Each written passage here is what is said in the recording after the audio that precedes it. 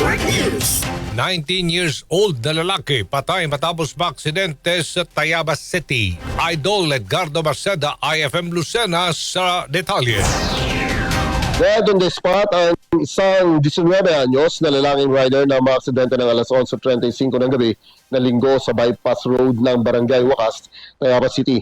Ang biktima si alias Patrick ng Barangay Lita ng nasabing lungsod ay sakay ng motorsiklo na wala pang plaka na patungo sa poblasyon. Pagsapit sa lugar na pinangyarihan ng aksidenteng tumungo ito sa gutter ang minamaneho nito motorsiklo sa kanang tabi ng kalsada na nagresulta ng pagbaligtad ng sinasakyang ng biktima. Nagtamo ang nangsira ang motorsiklo habang ang biktima naman ay nagkaroon ng matinding pinsala sa ulo na naging dahilan ng daglian nitong kamatayan. Sasailalim ang bangkay ng biktima sa postmortem examination. Kasama mo sa Araman Calabarzon and 106.3 IFM Lucena, Idol Edgardo Masada. Tatak, RMN. RMN.